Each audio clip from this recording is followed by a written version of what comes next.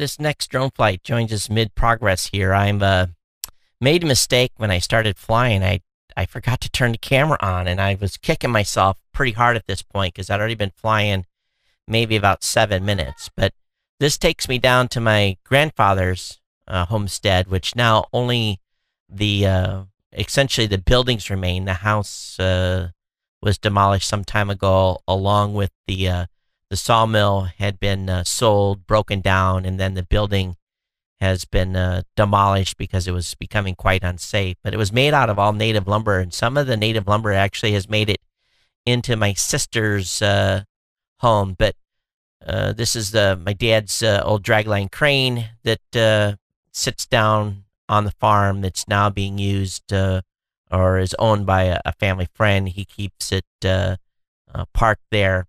But right in this area, basically behind the drone here in a second is where the house would have stood.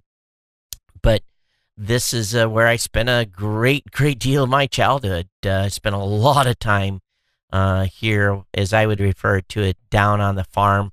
My grandfather had a machine shop. Those buildings are largely empty at this point. There's nothing in there but just a few items. From time to time, someone will rent the building and put stuff in. But at this point, we have no need for the extra storage based upon what we have existing up the road a mile and a half. But as you can see, all this land to the left is part of the family trust at this point. I'm down a mile or so, a mile and a half on the right is where I grew up and where some of the videos I've already shown have been. But now my niece and nephews come down here and keep the place mowed. And really, there's not a lot to see here. Someday there potentially could be a house built on this property again. But we just were out having a little fun and with the drone, and I think I take it to altitude and get a good down view of this property. Yeah, as a kid, this kind of kept me busy. You can tell this quite the mowing job. But just to the from the screen view, just right of where the car was where the house set. The house had become unsafe and termite infested. So after my grandparents' death, my mom had the house demolished and essentially buried on site right there. And the only thing that really remains is a pipe that's sticking out of the ground that connects to an existing well that is still is usable if we were to ever rebuild and hook up to it. But if you look straight down that road again, that's the family property. And this across the street is not. This is another property owned by another family. But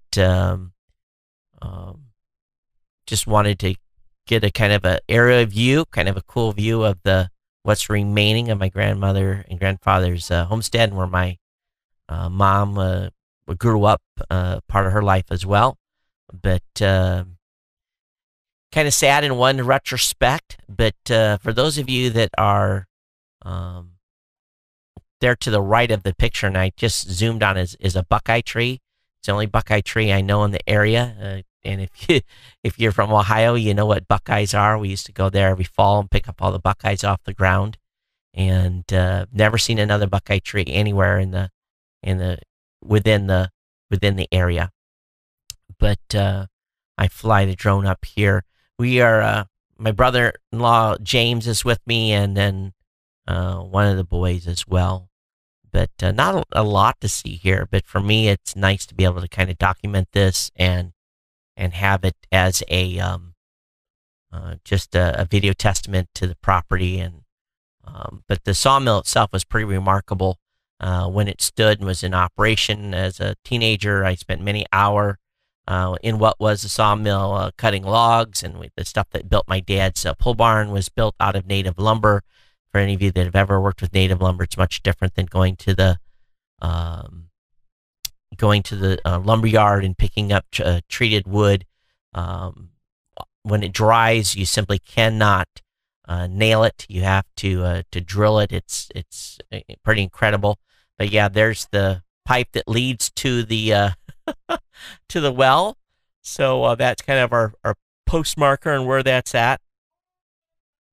But I fly it out here to the corner of the property, and to give you guys a little bit of a look here. So I've gotten a little bit better flying at this point. This is probably my 6th or 7th flight at this point, and bring it out here to the corner. And again, one of those situations where you have to pay attention, even though this is a dirt road. Pay attention not to fly into the road and meet the drone and someone else's fate by crashing into it. But I bring it around the corner here.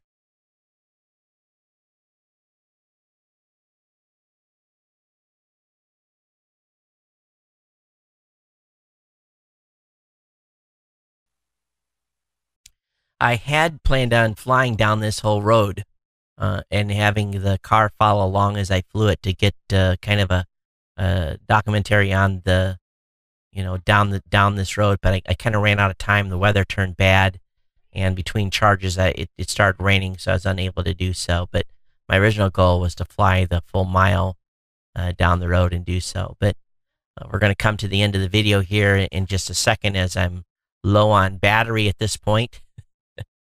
But it's kind of uncanny. My brother-in-law standing there, kind of in a pose that is reminiscent of what my grandfather would have done if he'd have been standing, or he'd have been standing there looking at it just like that.